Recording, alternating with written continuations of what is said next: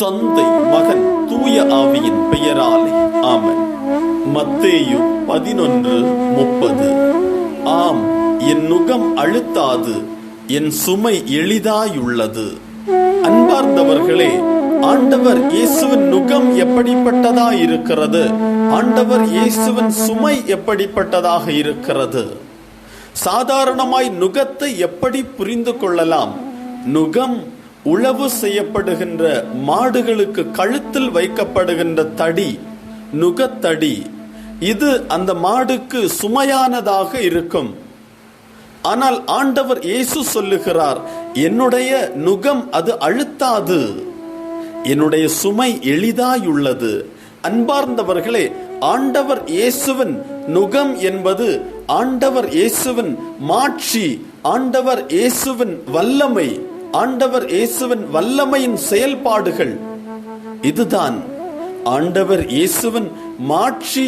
அது மனிதர்களுக்கு எளிமையாயுள்ளது, அது அழுத்தாது, அது அவர்களை வாழ வைக்கக்கூடியதாக இருக்கிறது, விழுந்து கிடக்கிறவர்களை எழுப்பி விடுவதாக இருக்கிறது. அது சாதாரணமாய் இருக்கின்றவர்களுக்கு பரவச நிலையை கொடுக்கிறது. ஆண்டவர் இயேசுவின் சுமை எப்படிப்பட்டதாக இருக்கிறது? சிலுவை சுமை, சிலுவையின் பாடுகள். ஆண்டவர் இயேசுவின் சிலுவை சுமை, சிலுவை பாடுகள் மனிதரின் பாவங்களை ஏற்கக்கூடியதாயிருக்கிறது. இந்த சுமை அது மிகவும் எளிதாக இருக்கிறது. எப்படி ஆண்டவர் இயேசுவின் சுமை மிகவும் எளிதாக நமக்கு இருக்கக்கூடும்? ஆண்டவர் தன்னுடைய சிலுவையை சுமந்து பாவங்களை மீட்டிருக்கிறார் என்றால் அவர் வழி பின்பற்றி நடக்கிற நாம் எல்லோரும் கூட சிலுவையை சுமக்க வேண்டியிருக்கிறது. ஆனால் அந்த சுமை எளிதான சுமையாக இருக்கும். காரணம், ஆண்டவர் நம்மோடு இணைந்து நமது கரத்தை பிடித்து கொண்டு நம்மோடு சுமந்து வரக்கூடியவராயிருக்கிறார்.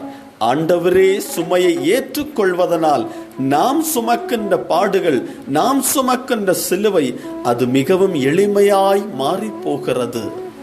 ஆண்டவரின் நுகத்தையும் ஆண்டவரின் சுமையையும் நம்முடைய வாழ்வில் சொந்தமாக்கி கொள்ளுவோம் என்றால், எப்படிப்பட்ட சுமையாக இருந்தாலும், எப்படிப்பட்ட நுகமாக இருந்தாலும் அது ஆண்டவரோடு, ஆண்டவரின் வாழ்வோடு தொடர்ந்து பயணிக்கக்கூடிய ஒன்றாக இருக்கக்கூடும்.